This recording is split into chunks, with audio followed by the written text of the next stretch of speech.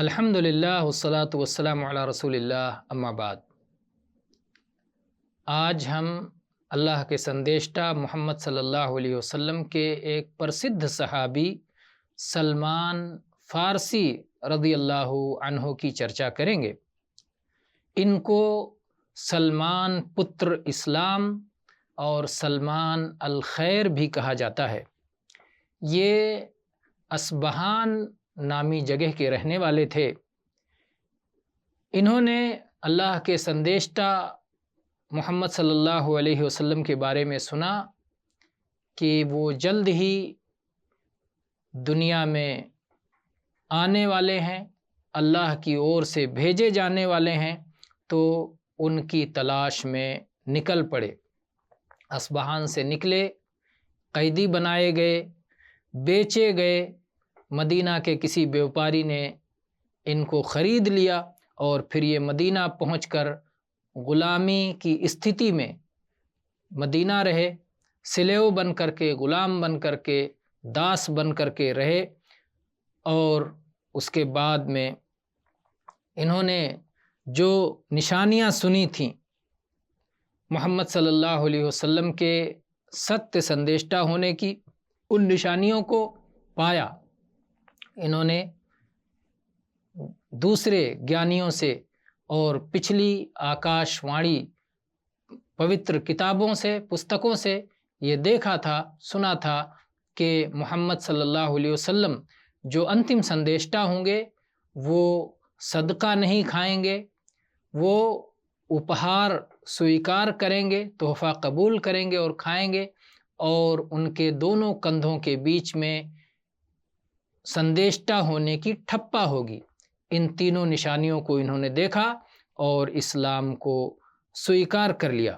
ایک دن وہ آئے محمد صلی اللہ علیہ وسلم کے پاس، وہ آئے اور وہ اپنے ساتھ میں کچھ کھجور لائے تھے، اور انہوں نے کہا کہ اللہ کے سندیشٹہ صلی اللہ علیہ وسلم، یہ آپ کے لیے اور آپ کے سنگت میں رہنے والے صحابہ کے لیے دان ہے۔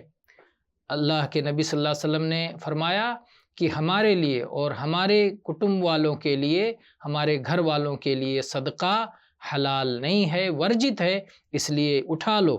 ہم تو نہیں کھائیں گے، لیکن اپنے صحابہ سے کہا کھا لو۔ اگلا دن ہوا تو یہ پھر کھجوریں لے کے آئے اور کہا کہ یہ آپ کے لیے اپہار ہے، تحفہ ہے۔ تو اللہ کے نبی صلی اللہ علیہ وسلم نے اسے سویکار کیا، قبول کیا، خود بھی کھایا اور سب کو کھلایا۔ اور تیسرے دن وہ آئے اور آپ کے پیچھے وہ چل رہے تھے۔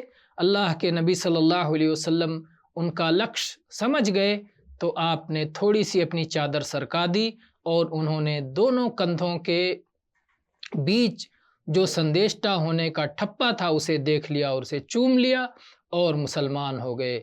کہا اشہد ان لا الہ الا اللہ واشہد ان محمدً عبدہ ورسولہ۔ پھر اللہ کے سندیشٹہ صلی اللہ علیہ وسلم نے انہیں اس یہودی سے خرید کر کے آزاد کر دیا۔ اس یہودی نے یہ شرط لگائی کہ یہ میرے لیے کھجور کا ایک باغ اگائیں، جب باغ میں پھل آ جائے گا تب میں انہیں آزاد کروں گا۔ تو اللہ کے نبی صلی اللہ علیہ وسلم نے خود جا کے اپنے ہاتھوں سے سارے کھجور بوئے، سب میں پھل آ گیا سوائے ایک کے۔ اللہ کے نبی صلی اللہ علیہ وسلم نے پوچھا کہ اس پیڑ کا قصہ کیا ہے، اس میں پھل کیوں نہیں آیا؟ تو عمر رضی اللہ عنہ نے کہا کہ اللہ کے نبی، یہ میں نے اپنے ہاتھ سے لگا دیا تھا۔ اللہ کے نبی صلی اللہ علیہ وسلم نے اسے اکھاڑا اور پھر اپنے ہاتھ سے لگایا، اور اسی سال اس میں بھی پھل آ گیا۔ تو پھر اس کے بعد یہ آزاد ہو گئے اور اس سے کھلایا۔ سلمان فارسی رضی اللہ عنہ یہ سب سے پہلے خندق کے یدھ میں شامل ہوئے، اس میں بھاگ لیا، اور اس کے بعد میں جتنی بھی جنگیں ہوئیں، جتنے یدھ ہوئے، سب میں انہوں نے بھاگ لیا، اور یہ مدینہ کے گورنر بھی بنے۔ عراق کی فتوحات میں، عراق کو وجئی کرنے میں بھی ساتھ میں رہے۔ یہی وہ صحابی ہیں کہ جب عرب کے سارے لوگ مدینہ کے ورد مدینہ کے سامنے اکٹھا ہو گئے تو انہوں نے یہ مشورہ دیا تھا کہ مدینہ کے باہر گڈھا کھود لیا جائے، خندق کھود لیا جائے، تو انہوں نے ہی یہ مشورہ دیا تھا جس کو عرب نہیں جانتے تھے، اور ان کے مشورے سے خندق کے یدھ کے سمے بڑا لابھ پہنچا۔